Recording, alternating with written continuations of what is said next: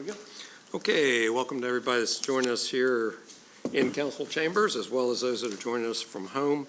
This is a work session of the Poquoson City Council, and we're here to talk about two items this evening, and it is Monday, January 27th of 2020. First is the presentation on the Peninsula Regional Animal Shelter, of which I'm a member, and the second one is a discussion of our capital improvements plan, and that would be by city staff.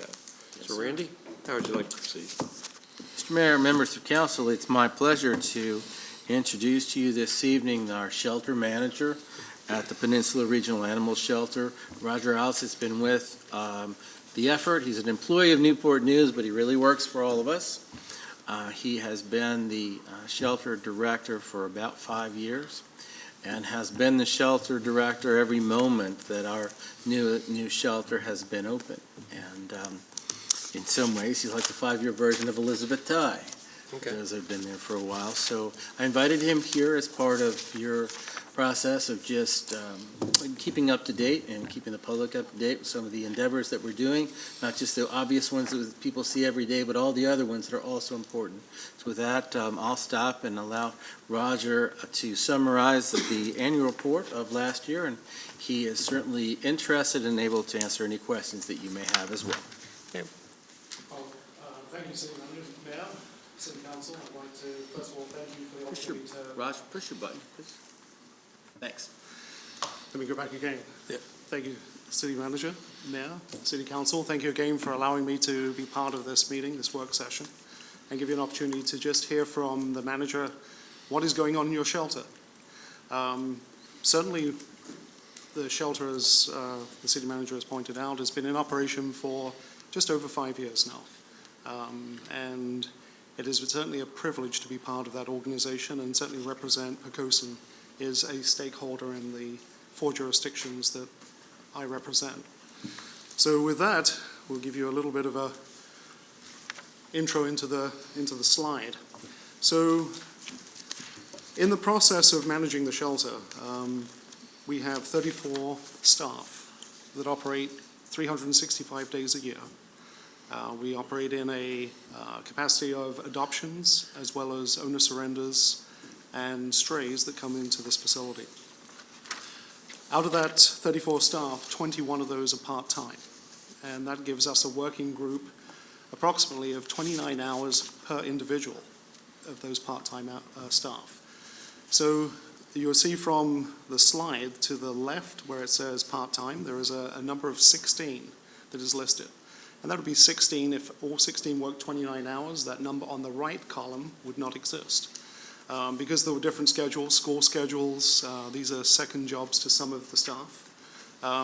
We don't use all of those 29 hours per individual. So again, we supplement that by bringing on additional part-time staff to make the balance, if you like, in operations.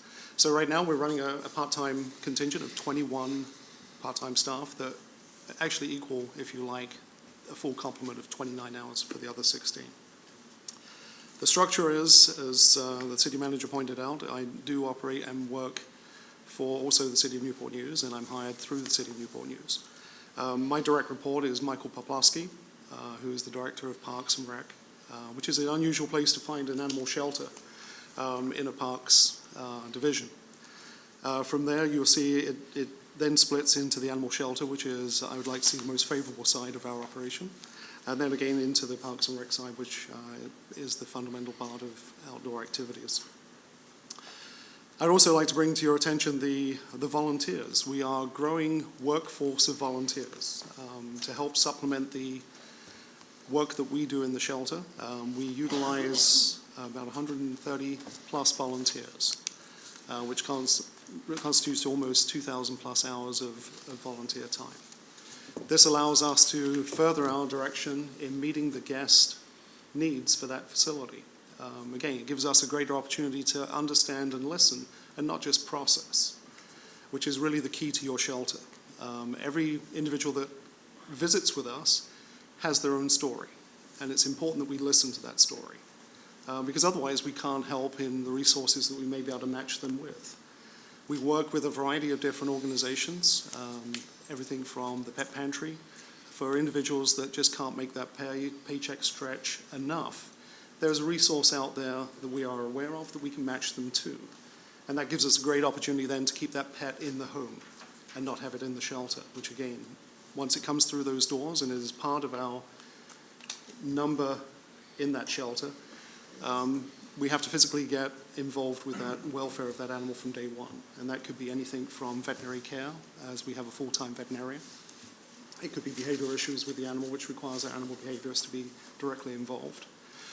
These animals can come to us as neonates, young animals that without direct intervention would die because they require round-the-clock feeding, maintenance, management. So again, the volunteers fill that void and niche incredibly well for us. So as you can see, we are a full-service side with the staff, the contingent that we have in operations. And I'm going to ask a question along the way. Absolutely, because that one kind of tugged at me right there. Volunteer opportunities there. One, I guess, can you tell me what your volunteers are? Are they anywhere from high school to a certain age? Do they have to be a certain age? And do you have volunteers from Poquoson? Well, that's a great question. I don't think too many people travel to the shelter from Poquoson. Right. So having said that, I don't know if we reach citizens of Poquoson to that level. We definitely work with PAWS. You're certainly familiar with that organization in Poquoson. Yes. And we share resources with them. Not only do we support them in their annual fundraiser, Taco Cat, which is at St. George's Brewery, but also we work and network with them with foster volunteers. And I'll talk a little bit further about that into the report. But we have a very good working relationship with PAWS and continue to want to build on that. Okay. So again, a little bit of shared resources on that side, absolutely. Yeah, the reason for my question is, do you need us to lean in and make sure that the age limit for volunteers, that's something you can't do under the age of 18? Is that something that... Well, and Mr. Mayor, that's a great question. So from the standpoint of the shelter, as long as the child is 16 and above and the parent is willing to be with their child, then we can accept them as a volunteer. And would their hours count towards the, how the schools do? so. Yeah. So the reason I ask that is, in our high school, they have a volunteer hours, community service hours. Uh-huh. And I want to make sure that I can think that there's a lot of our youth that would be interested in that. That's why I'm asking the question. I want to make sure that they're aware that it's out there should they choose to volunteer. Absolutely, and as I mentioned, if the parent is willing to work with their child, then actually we get two for the price of one. So Okay. it's definitely Great. a bonus. Okay, thanks. With that in mind, again, the volunteers are involved in all aspects of the operation, everything from walking animals, working in the clinic, from cleaning cages. So they're actually integrated and involved in all parts of the operation, which is really where you want the volunteer. You want them engaged. So what I'd like to do now is advance a little bit through. We talked a little about volunteers. This actually highlights one aspect that we've really sort of taken an opportunity to publicize this through our social media site. And what I'd like to point out is the gentleman that you see at the very top, his name is John, and he works at NASA.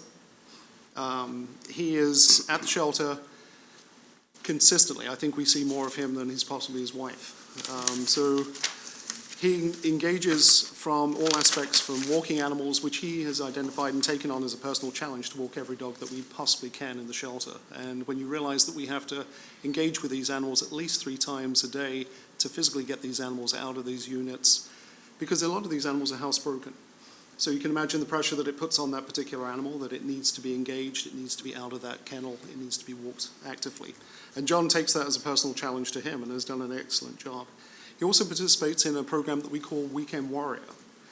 This was something that we developed when the shelter first opened, and of course people were looking in an interesting way to say, well, what do we do? Well, what that entails is that a volunteer can come in, and animals that are identified as possibly cage deteriorating, like anything situation, if you have an animal for any length of time, you do see change in that animal. The animal does become what we call sensitive cage aggressive. If we can catch it at the right stage, we can turn that animal around. And what we mean by turn that animal around is that volunteers like John, will come in, they'll take that animal out, we'll identify through our kennel manager, and we take that animal out for the weekend, not we personally, but the volunteer, take it to the park, take it maybe to sit on the couch, watch some TV, take it on a hike, and just engage back, and it almost resets that animal back into a better mental state and capacity.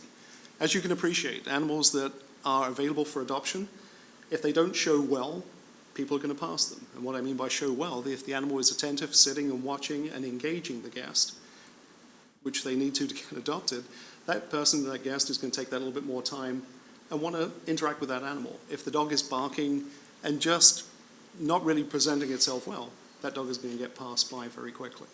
So this type of program that we've put together, the Weekend Warrior, allows these volunteers to engage with these animals and get them involved in the community.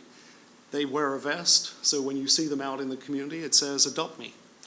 It engages the citizens of not just Newport News, but Poquoson, Hampton, York County, to want to ask about these animals. You know, where did the animal come from?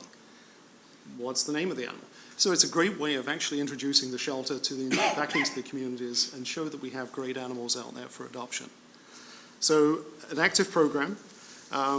Also in part of this partnership, we do work with area companies and businesses.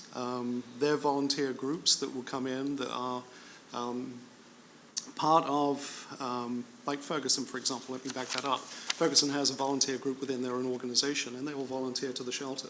They'll come out and they'll participate in different work activities that gives us an opportunity to get some additional things done that we would not normally get done in the course of a day.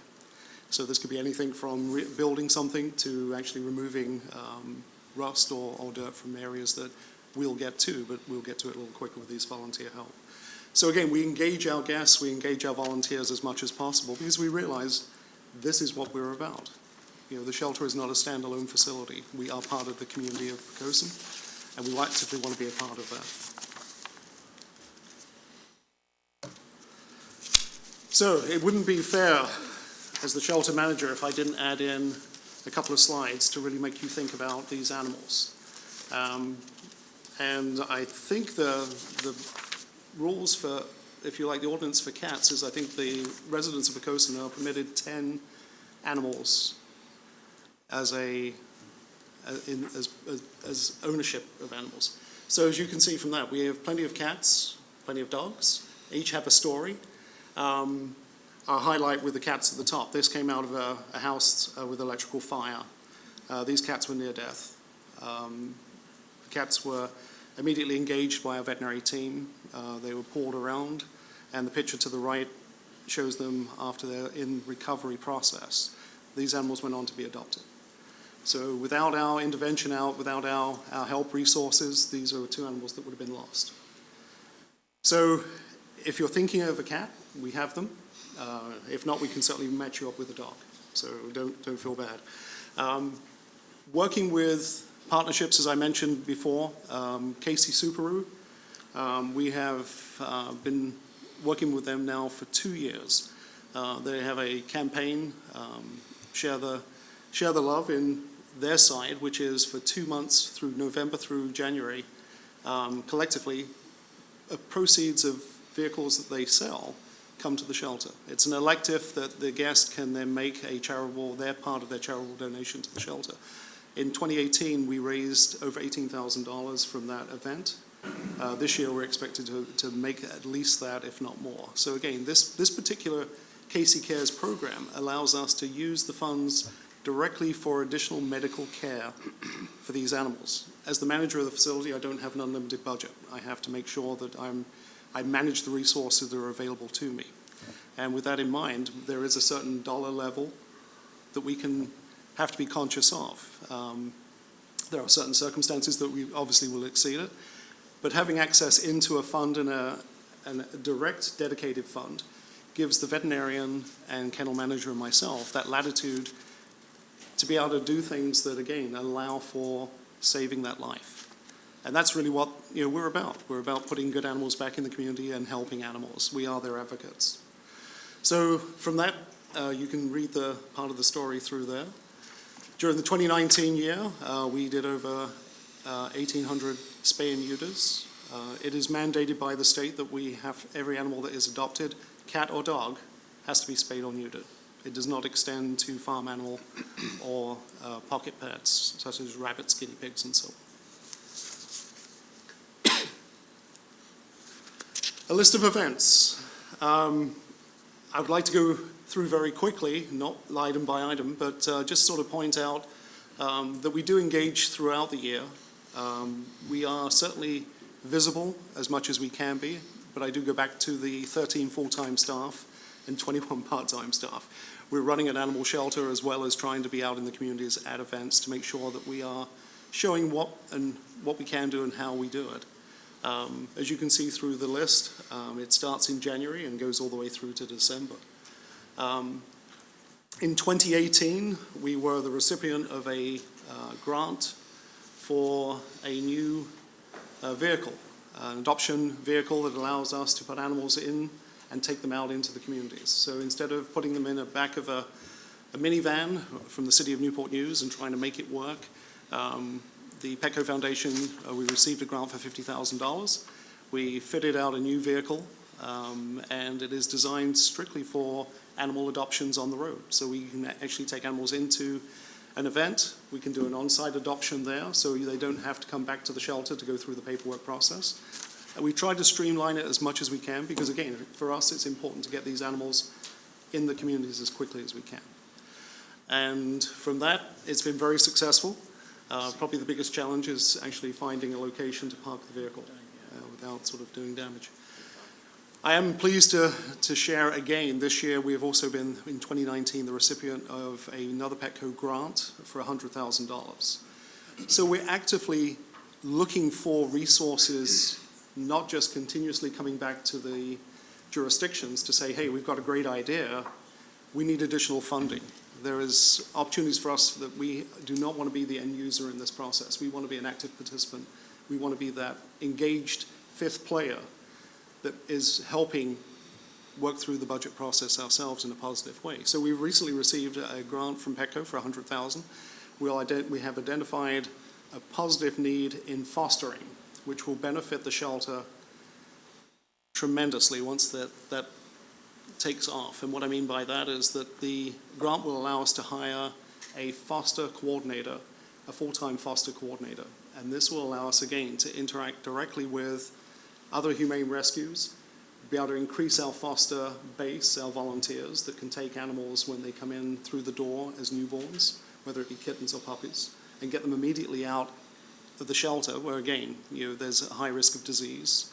A lot of animals come in there that are not vaccinated, not treated. So again, we have to be conscious of when a newborn comes in, the best thing you can do is move it back out of that environment as quickly as you can to a point where it's vaccinated, ready to be brought back into the shelter, spayed or neutered, and then through to adoption. So again, and that for a newborn is around 12 weeks for a cat.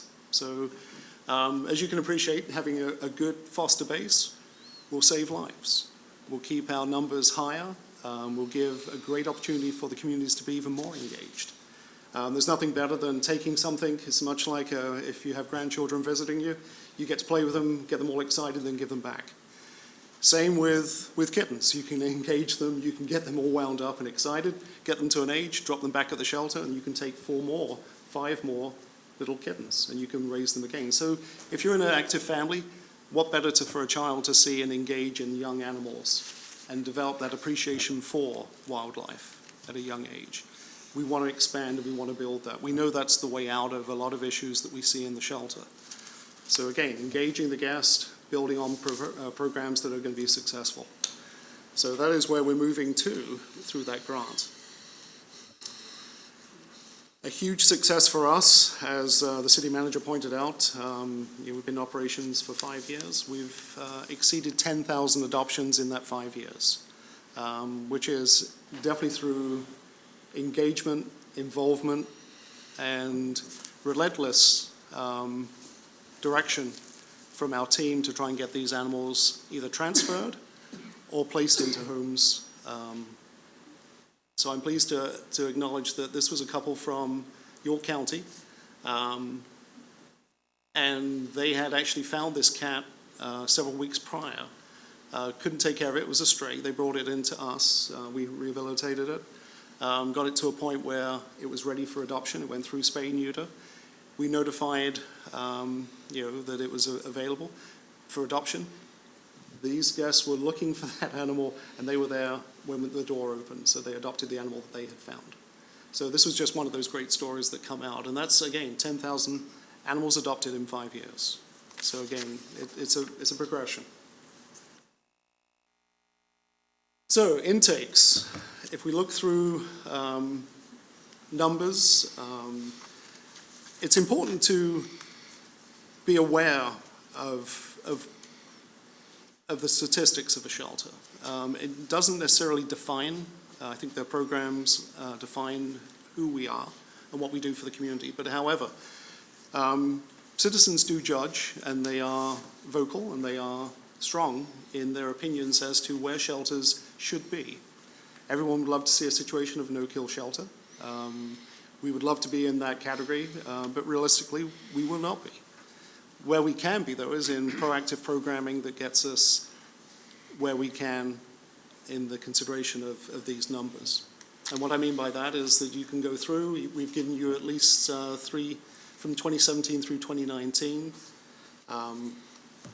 the figures, and you'll see the preliminary report that this represents. We are at 6,200 animals, 6,259 animals. The reason this is a preliminary report, which will go before the state, we also have to report for the City of Newport News Animal Control. So we have to combine numbers. So we have to wait for their numbers to come to us that we add into this report, which then can be completed and then sent forward.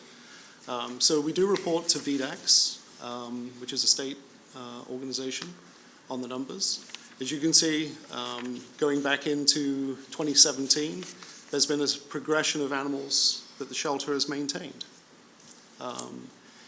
It will be certainly, and obviously a highlight, Poquoson, as you can see. Although a great stakeholder for us, you don't certainly contribute to the large numbers that we end up having to deal with. So again, that could be credit to PAWS being almost in that front line of being able to receive animals that stop coming to the shelter. So again, it's important for us to work with local organizations and make sure that we help and we can support where we can. Because again, ultimately, we don't want those animals, because again, it's hard for them to get back out in a positive way. So with that in mind, we'll continue. Putting it in another sense of graph, it just makes it a little easier to read. You can start seeing a breakdown of dogs and cats. And each year, you can see we had a notable decrease in 2018. We're not talking thousands, we are talking hundreds of animals, but again, we're starting to see that rise again. And it seems to be indicative throughout the shelters in the Hampton Roads area. So it's not just that something we're seeing as an anomaly at our shelter, it is actually across the board. And there's nothing that we can really identify as to what that situation is right now. We're not seeing a significant aged population coming into the shelter. It is covered across the board. Fostering. I did touch a little bit on fostering and the success and the need for. These are animals that will come and were part of what was dropped off at the shelter. These were puppies that were several weeks old. Without placing them immediately out into a foster situation, they would have been susceptible to disease and therefore create a different issue for us at the shelter. So there's the value, immediate value of those type of situations and opportunities. So I would certainly go through, and I'll take the mayor's lead. If there's any questions that come to mind as we go through, please don't hesitate to ask. So during the fostering program, 748 animals were placed in foster care in 2019. Out of that, 407 of those animals needed special care due to their young age. So those are neonates. So when guests bring animals to the shelter, they're finding kittens that are 3-4 days old. The mother may be in transition of moving these animals to different locations. Unfortunately, the guest will find them. Immediately there, let's pick them up and get them to the shelter. At that point, it's disruptive, to the mother that is in process of moving those kittens. The kittens are gone. She will continue to move on. The shelter has to receive and obviously manage those animals. So the neonates are what we've been talking about, and the importance of getting them into foster as quickly as we can, as they do require 24-hour care. Outcomes. So we've seen a lot of the positives associated with how we manage the shelter and what we receive, programs that we develop to try and lessen the impact of outcomes. Without a doubt, as a municipal shelter, we are challenged in a number of different ways, in not just resources, but space. As you can see through these numbers, through the 2019 figures, we've broken it down into dogs, cats, others, and total.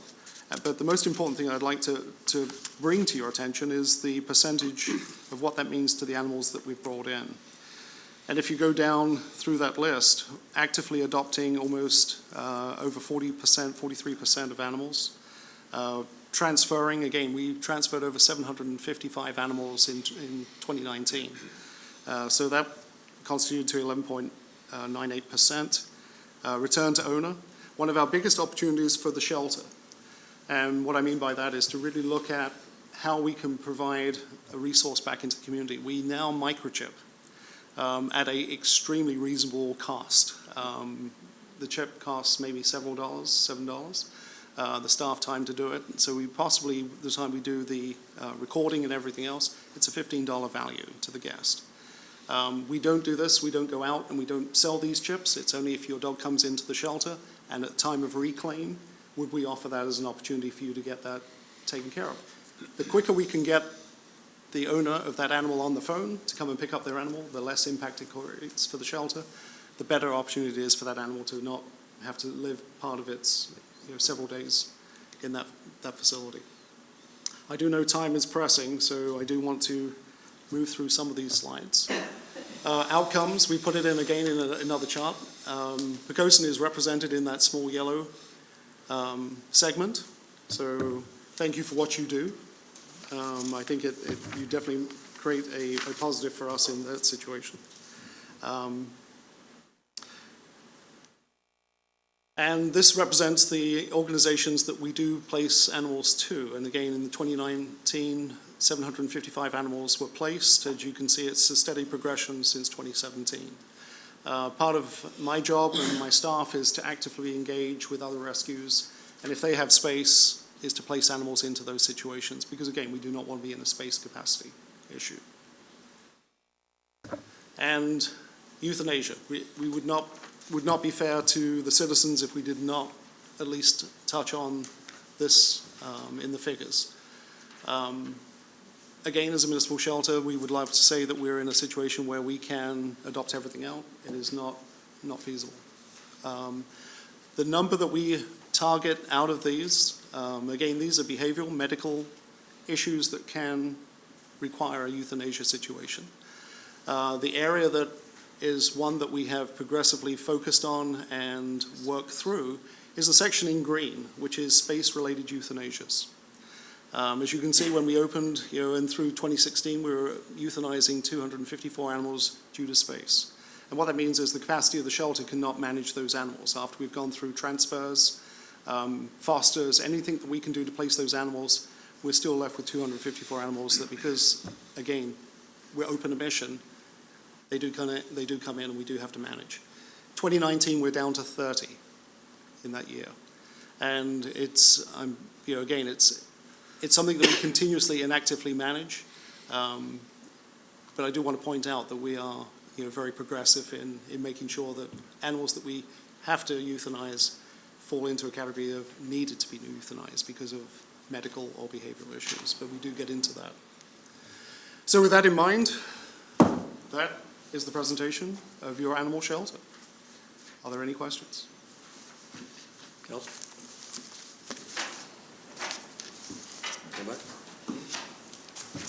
Hey, thank you. You know, I think like I said, it's always eye-opening when you operate in government to see a presentation like this, because I think a lot of times we just, it's kind of like those animals are in the shelter and they're out there in that side, and nobody really thinks what it takes to run the shelter.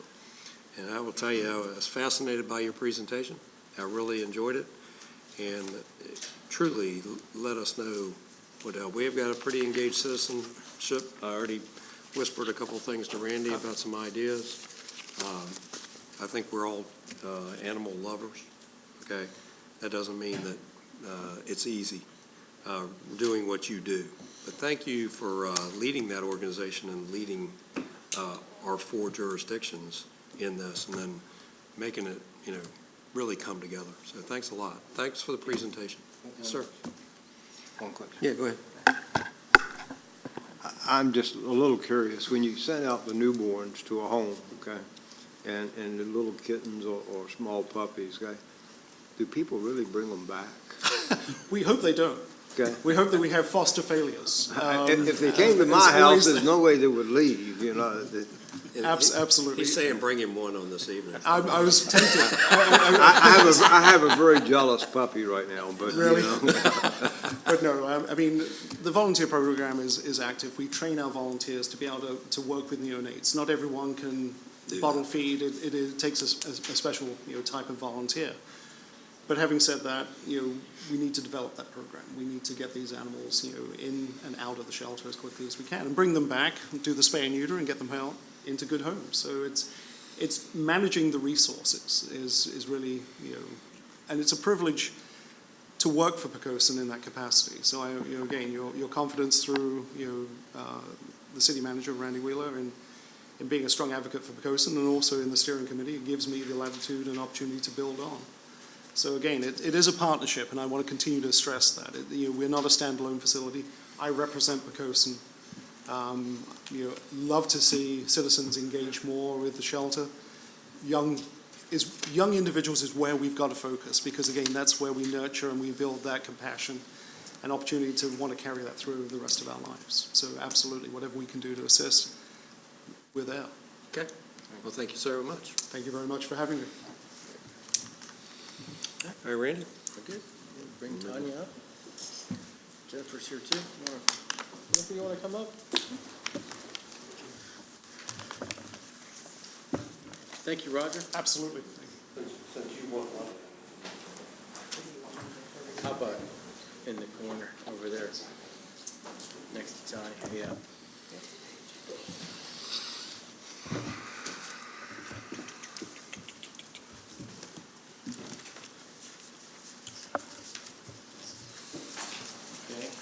Mr. Mayor, members of council, the purpose of our second work session this evening is to briefly present for you and for the benefit of the people at home a summary of the constrained capital improvements plan, which is subject of a public hearing at your regular meeting.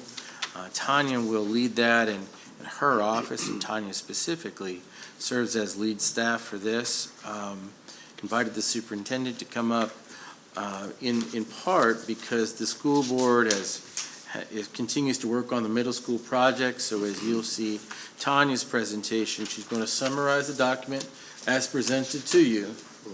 And then with the superintendent's help, we will highlight the changes that are in process as a result of the school board's action of last Wednesday.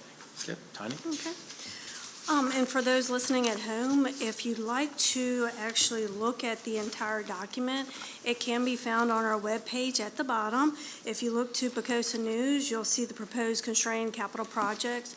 You can click on it and you can see the entire document in its capacity. Mayor, Vice Mayor, City Council, City Manager, Superintendent, what I'm going to go through is a summary of what the departments have presented to my department, and then from that, what the city manager is recommending. Now, keep in mind, of course, we love to recommend all projects, but we're constrained to the dollar.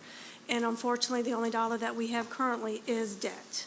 So with that, we're going to go through this. I'd also like to thank departments, schools, and the Planning Commission for getting us to this point. The Planning Commission has been a crucial part to this process. They've given us updates, they've given us suggestions to make this document easier for all to read, and that being the end user, to make sure they can understand where everybody's coming from. So with that, we're going to go through a short presentation that summarizes the document. The first one I started off with is public safety. As you see, for FY21, there is no recommended cost, but we do have on there the public safety building. Back in December, a feasibility study was presented to City Council by Gursley Tingle. We've left that out there as a to be determined, and that means until directions given by City Council, there is no dollar, no initiative to move forward at this point. Additionally, in 22, what I'd like to point out is that we are going to be recommending during that time period replacement of the Life Pack 15s, which is those are defibrillators that the fire department uses, as well as the stretcher system. Both of those will be grant eligible, so of course the fire department will do everything possible to get grants associated with both of those.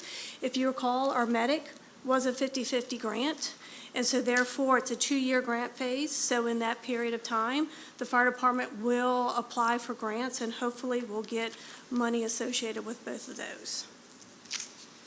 And of course, if y'all have any questions, please feel free to stop me at any time. The next one, as we flip through, I got to remember to do both. We have our transportation and drainage. With our transportation and drainage, it's made up of a few things. Our TMDL, which is debt supported. Those are our mandates that we have yet to get clearance on. So we have a holding spot in our projects for that.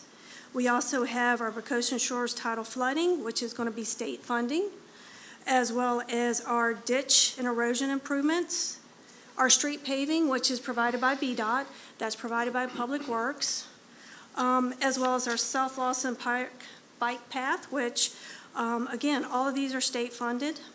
The last one, if you recall, is for our Shipwreck Island. We put a placeholder on there.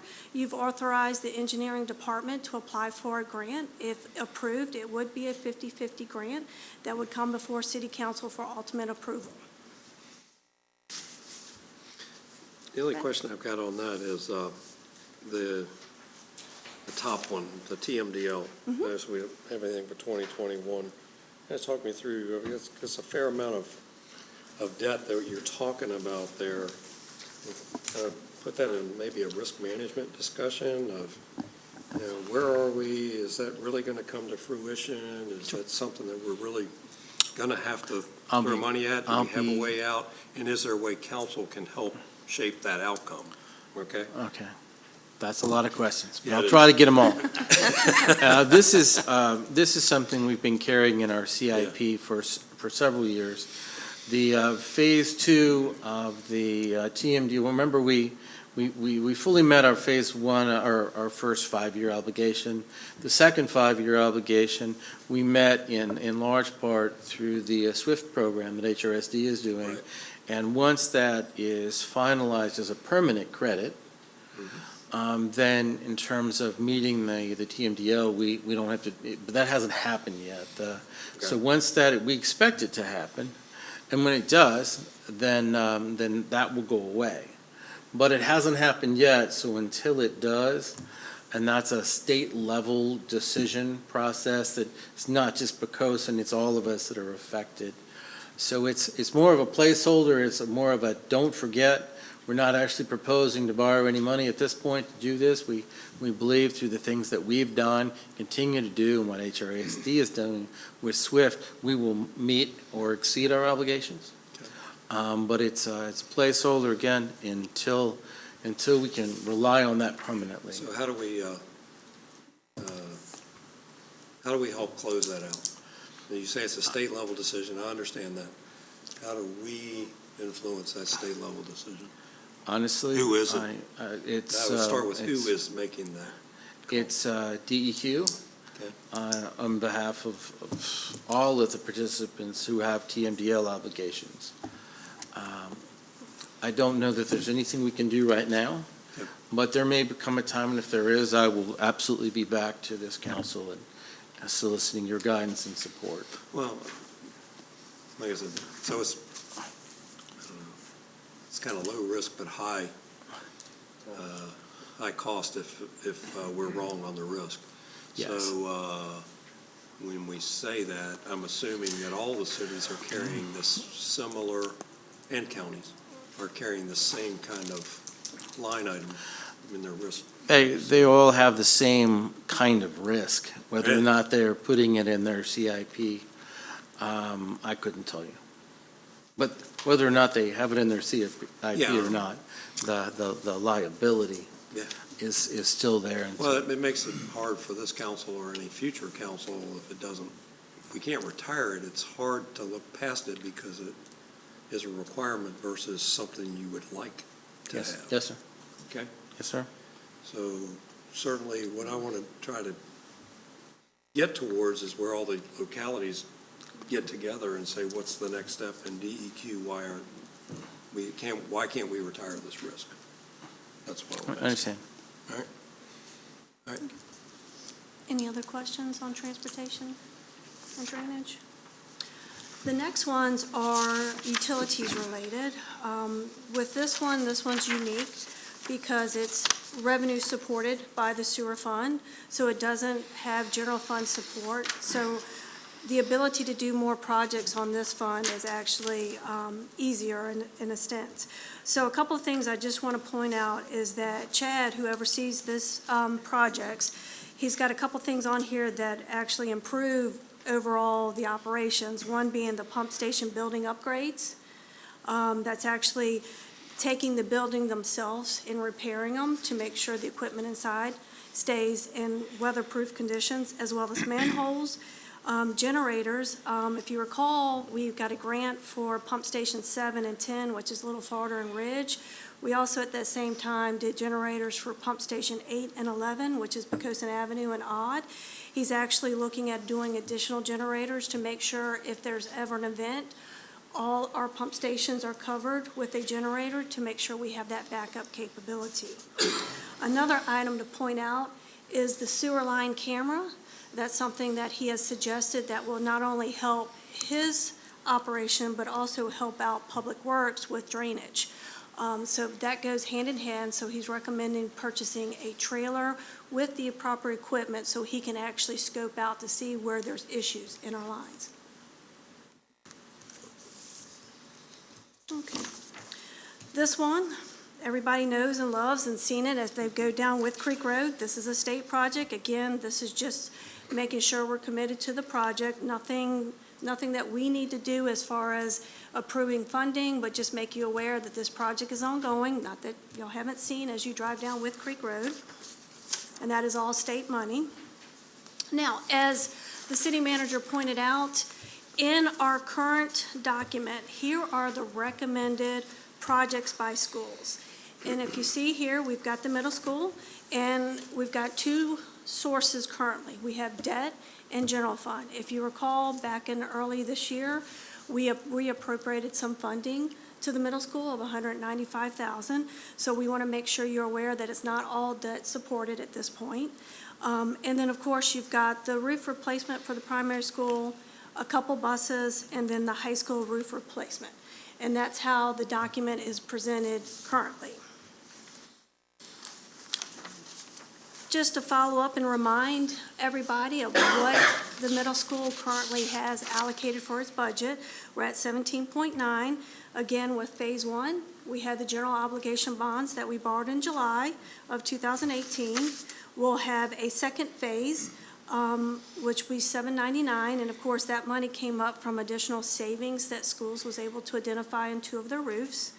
The third is a transfer from some funds that were left over from the 2016 refinancing, and of course that final piece, what I just mentioned, was the reappropriation of $195,000.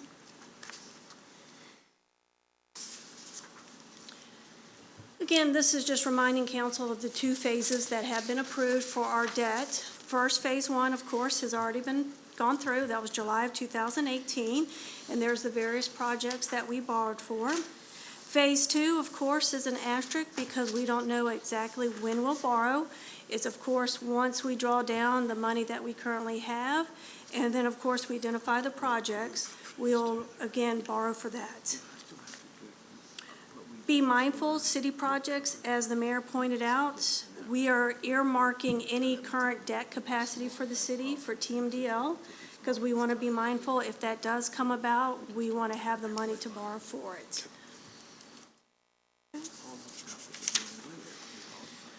Now, as the city manager pointed out, and superintendent's here in case there's any question, there are some changes that are recommended to the document that was presented to you. Those changes have to do with the moving funds around to provide additional funding to the middle school. If you recall earlier in my slides, I had 3 to 4 buses, give or take, for bus replacements that the schools was going to borrow debt to accomplish. They've asked to eliminate that borrowing for the school bus and to provide it to the middle school, as well as the high school roof. They found out after looking at it that it has some more years on it, so therefore they are going to take it out of the CCIP as far as debt capacity currently, and again, move it up to the middle school. They've also identified a $200,000 savings on the metal piece of the primary school, so they've again asked for that money to move to the middle school portion of it. Did I cover everything? You did. Thank you, sorry. The metal portion of the roof on the primary school has a longer life than the rest of the primary school roof, so that is something that we would move forward. It may have to come back to you to put on the CCIP in future years along with the high school roof. I want to stress why it is that we've come forward with these changes, and the school board did their approval last week, and working with the architects on the middle school as they've really dug into the project. In order for us to really do what we need to do with that middle school, we needed to move more money into the project. So by moving the money that was in there for the high school roof, as well as the metal portion of the primary school roof, and the cost of the bus replacements, it's enabling us to move over $1.5 million into that middle school project. So moving that over there, along with $195,000 that you reappropriated to us, that was actually money we were able to save during the course of last year, and we moved it. We wanted to move it into the middle school. And then also the $700,000 that we found when we had a roofing expert say we could get the high school roof and primary school roof done at a lower cost. We had a meeting too at a work session prior to the board making this decision with a solar company called SunTribe. We are considering going into an agreement with them. However, before that can happen, the General Assembly has to do some work in that we might be able to go into a power purchase agreement with them. But the state is at the limit of the wattage that one can do through power purchase agreements. So the General Assembly needs to lift that cap so we can then access the power purchase agreements. It may be possible through our work with SunTribe, if we're able to move forward with this, that they can actually do a recovering of the high school roof through grant funding, so it would not show up on your debt service, but would enable us to get that roof done without putting it back on your CCIP. But we won't know that until we get into the summer. If they're able to do that and also do that for our primary school roof, the $587,000 that we have allocated and left in the CCIP to do that roof, we could then use that money and move it back into the buses and to cover the cost of the metal roof on the primary school. So that's a little bit fluid, but the reality is if we're unable to do the work on the roofs with a solar company, we will come forward in the coming years to bring that high school roof and put it back on the CCIP. We just felt it was incredibly important that we do the middle school right, because we want that to last for many, many years to come, and the community to use it not only as a school but for other events. And so we placed that priority over that roof. And I'd be happy to answer any questions. No, it's pretty solid thinking. I guess the only question I've got is, how long before that would have to go on the CIP? In other words, what's the remaining life now that you've evaluated it? When would it come back on? I think that once we get through the General Assembly session in the summer and see what we can do with the Sun Tribe, if we're not able to do that with them, then we'll sit down and figure out when it would make sense to bring it back, but also being very conscious of your debt service. So working with Randy and Tanya to see when might it make sense for us to put it back so it's reasonable that you all can do it. In the meantime, we'd certainly keep up with repairs on it and, keep it functioning as it has been. But we're very conscious of your debt service, and I have to say, I speak for the board and the entire school division, we continue to appreciate the fact that you have gone out for funding for the middle school and these projects, because I know it's a challenge, but it's going to make a real difference. Thanks. Okay, and just want to point out, those changes ultimately does not affect the ultimate borrowing. It just moves it around to the projects. Okay. And finally, just a little thank you for your support for allowing us to go out and purchase a few things. Up at the top is our newest excavator that we just received. Of course, you've got our medic, which I mentioned we did a 50-50 grant with. We also have our mini pumper. That was a combination of 2016 and 2018 GEO bond funding, as well as one of our new school buses that we want to put out there, as well as also our 2 boom trucks that we were able to purchase. We still have outstanding a dump truck that has not arrived, so hopefully we'll have that picture shortly. But from that, any questions? Council, any questions?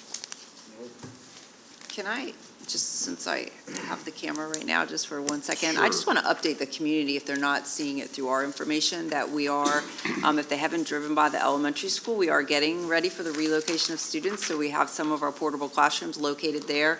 And during the course of the next month, month and a half, we'll continue to see that. We'll be putting 18 portable classrooms in the front of the elementary school, 2 at the high school. And we are working diligently with our architects, and they have their structural engineers and HVAC, and everybody continue to be in and out of the building as we continue to move forward with design. So I just wanted to take this opportunity to let you all know that we are continuing to move forward and excited about the work. Okay. Thanks. Thank you. Anything else? No, sir. Okay, we'll close out the work session and go to regular session. Thanks.